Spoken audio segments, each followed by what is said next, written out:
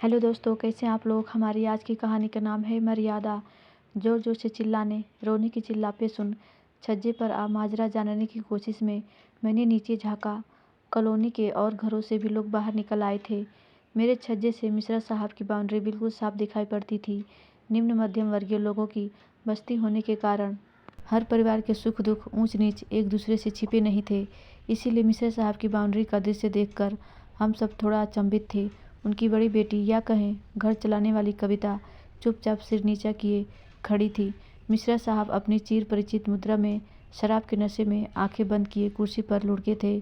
कविता से छोटा भाई ऊंची आवाज़ में चिल्ला रहा था, अरे घर की मान मर्यादा का बिल्कुल ख्याल नहीं है क्या? लोग हंसेंगे हमारे घर पर। उसकी पत्नी बगल में खड़ी थी। बोल तो कुछ नहीं रही थी, पर उसकी भाव भंगिमा बता रही थी कि पति के मुंह से निकली हर बात से वह बिल्कुल सहमत है। उसी से छोटी बहन, जिसकी शादी अभी पिछले साल हुई थी, झूठ मूठ आंखों पर पल्ला लगा बोल रही थी, मेरी तो ससुराल में कोई इज्जत ही नहीं रह जाएगी, कितनी खिल्ली उड़ाएंगे सब। उससे छोटा, जो किसी नौकरी में टिक कर रह ही नहीं पाता था, बोल तो कुछ नहीं रहा था, पर उसके चेहरे से साफ जाहिर था कि मसला जो भी है उसे भी नागवार गुजर रहा था।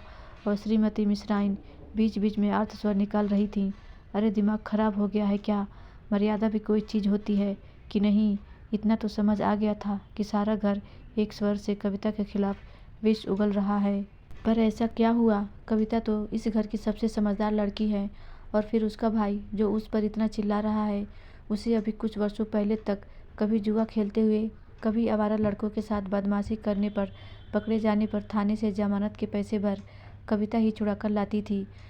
अभी जो नौकरी वह कर रहा है, कविता की ही कोशिश से मिली थी। पर सब कोई जानता है कि घर खर्च तो अभी भी कविता ही उठा रही है।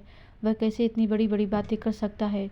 और खूब टटक लाल लंबी सी मांग भरे, बड़ी बिंदी लगाए, झुमके हिला हिला भाभी के साथ सट कर खड़ी बहन जो रोने का नाटक कर रही है। हो पाती उसकी शादी अगर कविता न होती। मिस्टर साहब तो न लड़का ढूंढने गए, न पैसा खर्चा। चारों ओर लोगों को देख भाई को शायद ज़्यादा ही जोश आ गया। चिल्ला कर बोला, नहीं चलेगा यह सब यहाँ पर। इस घर की एक मर्यादा है। इतनी ही जवानी चढ़ी है तो इस घर से बाहर हो जाओ। इस बार झटके से कविता ने सिर उठाया। मैं घर से बाहर जाऊँ? भूल रहे हो शायद, ये घर मेरे लोन से ही बना है। और मर्यादा, मुझे पता है किस मर्यादा की फिक्र हो रही है तुम सबको।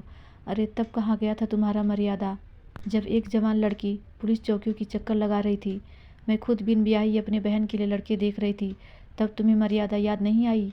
आज मैं अपने लिए कुछ कर रही हूँ तो मर्यादा याद आ रही है। और जवानी जवानी तो तुम सबकी भेंट चढ़ गई। कभी लोन भरो बहन की तरफ देखकर, कभी शादी के लिए लड़के देखो, कभी नौकरी की सिफारिश, कभी बार बार जेल से छुड़ाओ और न जाने क्या क्या। और हाँ, 42 साल की उम्र में 2 बच्चों के विदुर पिता से मेरी शादी करने से जिसकी इज्जत दांव पर लग रही है, मर्यादा भंग हो रही है, वह खुशी से इस घर से बाहर जा सकता है। इतना कहकर कविता अपने कमरे में चली गई और बाकी सब एक दूसरे का मुंह देखने लगे। माहौल में पूरी तरह सन्नाटा छा गया। हमेशा दूसरों के लिए सोचने वाली कविता ने एक झटके से अपने कंधे पर रखी सालीब उतार फेंकी थी और मुझे लगा पहली बार उसके कदम धरती पर पड़ रहे हैं, घिसट नहीं। धन्यवाद दोस्तों, आशा करती हूँ ये कहानी आपको ज़रूर अच्छी लगी होगी।